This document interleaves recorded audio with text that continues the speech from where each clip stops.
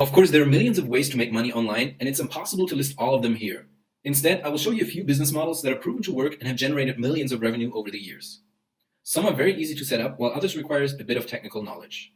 The first business model is selling digital products. A digital product is of course anything that you can sell that has no physical element.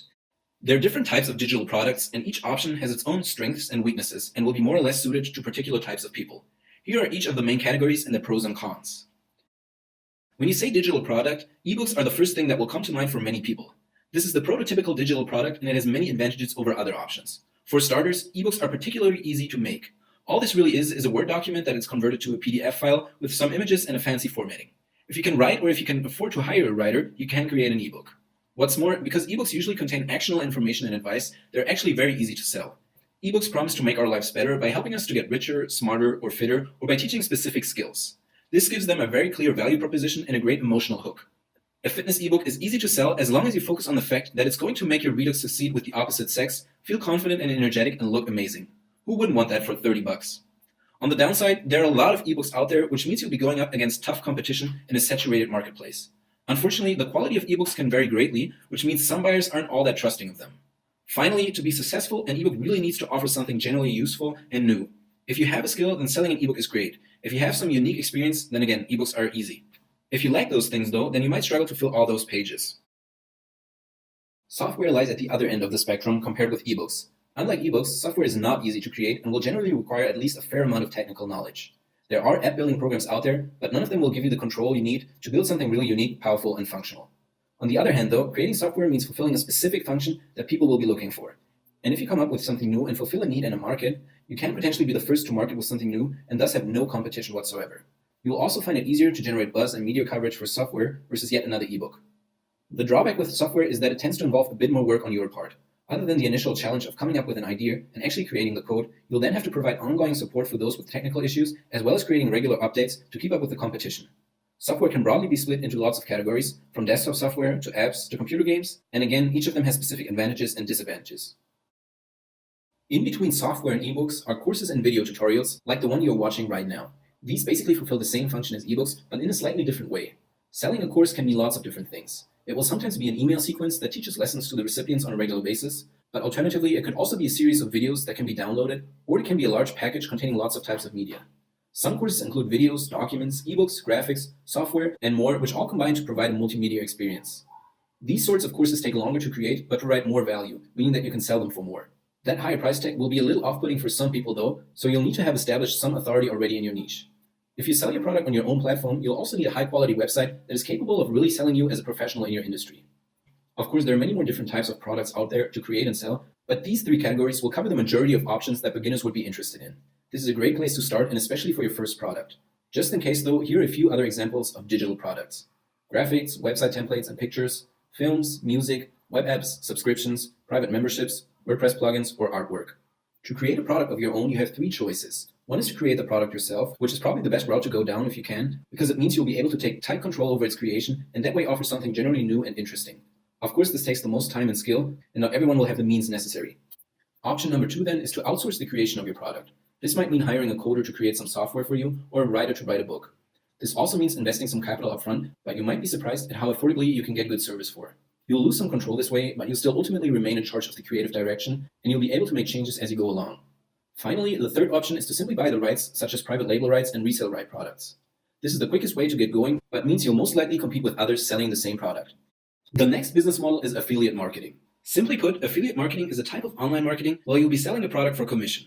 This is precisely the same business model as being a door-to-door salesman. You're selling something that someone else made, but for a cut of the profit. There are a few key differences between being an affiliate marketer, though, and being a door-to-door salesman. Key differences that make this far more appealing and potentially profitable. The first and most obvious advantage of being an affiliate marketer is that you'll be selling products online rather than having to do it face-to-face. This makes the job considerably easier if you're someone who doesn't have the gift of the gab, and it also means you'll have considerably lower overheads and considerably less work to do yourself. You can simply sit at home and make a very healthy income by sending a few emails and by running a website or social media channel. You don't really need to know anything else about affiliate marketing to start learning the ins and outs. All you really need to know is that you're selling products for commission and getting a very good profit from each sale. That being said, it's always good to ensure you fully grasp a concept like this if you want to make the most from it possible. A question you might have then is, what's in it for them? Why would a product creator be happy to give away more than half of the profit for what they're selling? The answer here is simple. It's all about volume. Let's imagine for a moment that you've created a product like an ebook. This is a digital product, so there are no manufacturing costs, no delivery costs, and no storage costs.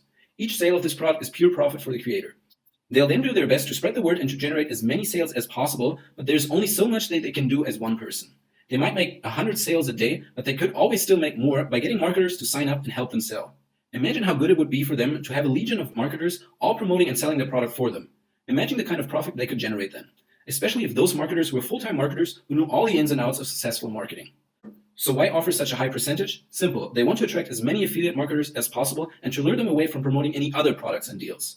They might lose 10% per sale by offering 60% instead of 50%, but if that means they get one more marketer who sells an additional 300 items a year, then that's still a much better scenario overall. As you can see then, this is one of those rare business models where it generally offers a win-win situation for the marketers and the product creators. You'll now be earning a huge 60% for each sale, and they'll be maximizing their income. Of course, it's only going to be a truly win-win situation all around if the people buying the products are also happy. So how do you ensure this? Simple, you make certain that whatever you're selling is generally high quality and is generally something that people want. Now you're providing value to the end user and to the product creator, and you're earning a lot of money doing it. This really is the perfect scenario for any affiliate marketer. Another good business model is online coaching. Coaches are people who have had enough success in their life in a particular field that they feel they are qualified to coach others. Sometimes coaches are educated or certified in a particular area, and sometimes they just rely on their own experience. Coaches generally compile a list of tools and resources that they can use to help other people reach their goals. You would be surprised how many people can actually benefit from having a coach help them through some of the more challenging tasks that they have set for themselves. There are many different topics that coaches help people with, and the following list includes just a few examples: weight loss and exercise, starting your own business, becoming a better salesperson, relationship advice and becoming a better spouse, self-improvement, learning a new language, overcoming an addiction, and many, many others. There are a number of reasons that people hire coaches, but as an analogy, people hire coaches for the same reasons that some writers hire editors. They need an objective person to take a look at what they're doing, point out any mistakes that they're making, and advise them on what to do to fix them and achieve their intended result. In short, coaches provide a brand new and invaluable perspective. Now, why should you become an online coach instead of a regular coach? Unlike selling digital products or doing affiliate marketing, coaching is not passive and you will exchange your time for money. Being an online coach still has quite a few advantages over being a traditional coach. For one, you can reach people all over the world and not just those in your area. With technologies like Skype, you can talk to them from anywhere and don't have to do it face-to-face. This means your potential client base is pretty much infinite. You will become even more successful if you combine coaching with blogging, which we will talk about in more detail in the next lesson. Having your own website or blog and creating content will change the way you reach your clients. Instead of you having to pitch your service to new clients every month, the clients will contact you directly because they like what they saw on your website. The more content you create, the more people you will reach and the larger your client base will become. In turn, the more requests you get, the more in demand you are. As a result, you become more valuable and are in a position to charge higher coaching rates for your time. If you take a look at the most successful coaches in a particular niche, all of them will have a website and promote their brand through articles, videos, or podcasts. Some of them charge hundreds of dollars per hour, and it shows you that this really is a great way to make money online.